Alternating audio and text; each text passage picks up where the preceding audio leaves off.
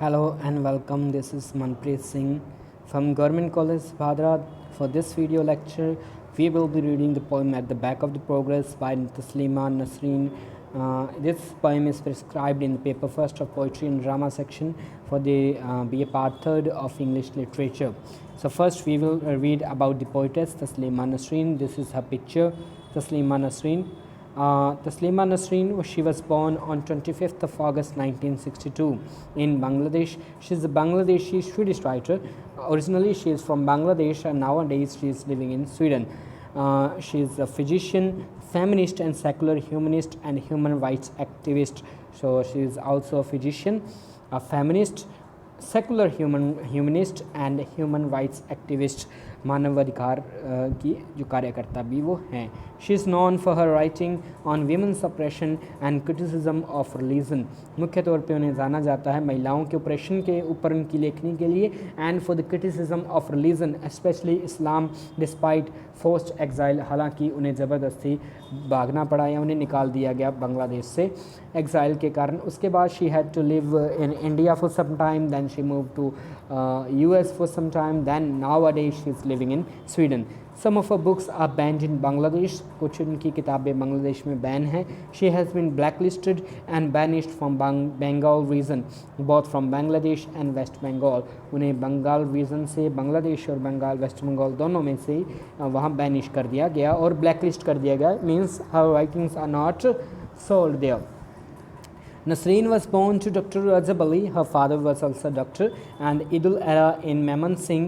Her father was physician and a professor of medical jurisprudence in Mymensingh Medical College, also at Sir Salimullah Medical College, Dhaka and Dhaka Medical College. So her father was a well-known doctor, well-known physician in the capital of Bangladesh, Dhaka.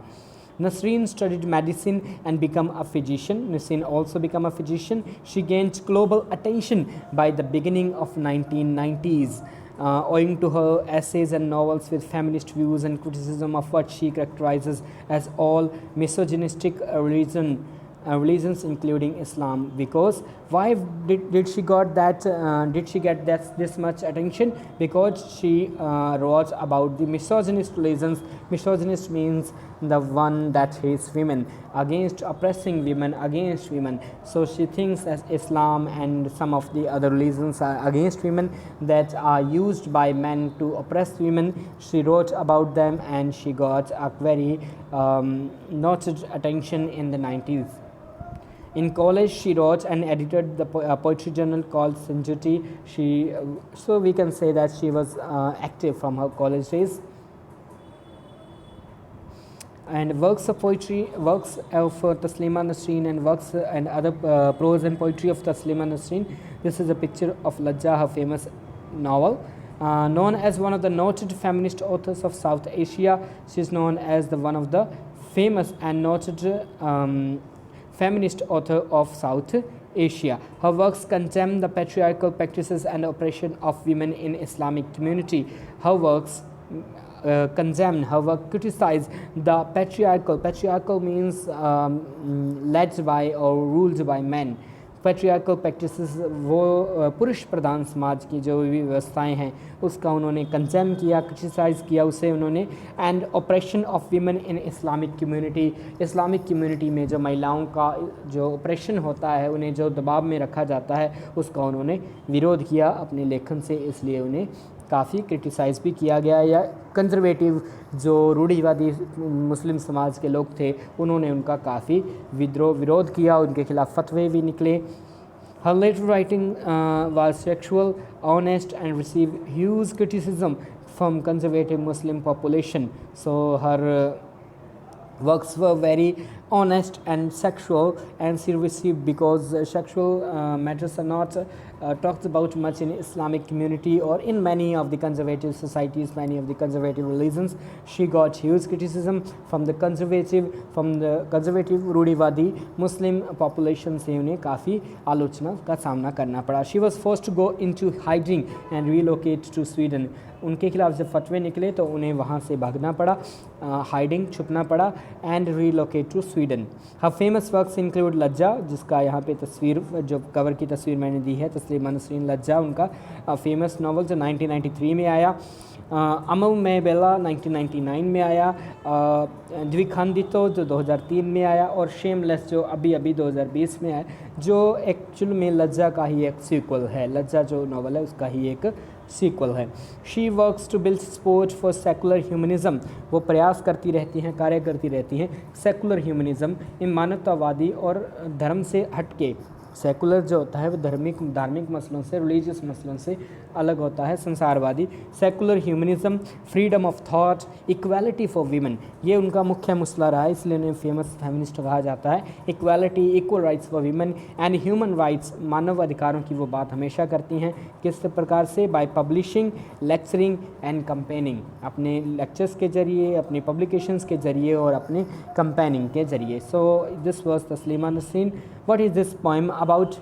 So this poem is about, जैसा title में पता चलता है, at the back of the progress, progress के पीछे छुपा हुआ चेहरा क्या। आज हम even we believe we live in a 21st century and we believe that we have developed a lot, but even in this civilized and progressed or developed world we have oppression, we have human rights violations, we have women that are suffering from different type of harassments.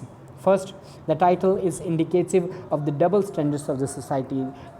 Even the title is indicative of the double standards, दोहरे मापदंड जो समाज में होते हैं पुरुषों के लिए और महिलाओं के लिए, और उसे शो करते हैं। The poet exposes, the poetess जो है वो expose करती हैं the hidden face of development and points out the attitude of men and their dubious stance on morality. किस प्रकार के dubious मीन्स होता है uncertain stance on morality, नैतिकता के ऊपर, नैतिकता के बारे में जो दोहरे मापदंड हैं, और dubious stance हैं, और uncertain, पुरुष जो है वो सर्टन नहीं है कि क्या नैतिक है क्या अनैतिक है उसके लिए, उन सब चीज़ों को वो पॉइंट आउट भी करती है और एक्सपोज भी करती हैं। Men's treatment of the women is the same in every patriarchal society. हर प्रकार की पुरुष प्रधान सोसाइटी, समाज जो भी patriarchal पुरुष प्रधान समाज जो भी है, जो कि रूल्स बाय मैन है या मैन सेंटर्ड जो भी सोसाइटियां हैं, उन सब में महिलाओं का जो ट्रीटमेंट है, महिलाओं के प्रति जो रवैया है वो सेम है, ये वो कहना चाहती हैं। The power structure is controlled by hegemony which allows her to live only at their mercy. Hegemony is a sociological term that was given by a leftist Italian leftist socialist named Antonio Gramsci। उन्होंने कहा था कि किसी समाज को control करने के लिए, वहाँ की आइडियोलॉजी को, अगर आप विचारों को कंट्रोल करेंगे, मीडिया को कंट्रोल करेंगे, तो आप समाज को भी कंट्रोल कर सकते हैं। पता ही नहीं चलता कि गुलाम को गुलामी का एहसास ही ना हो, इस प्रकार से इसे कंट्रोल करना।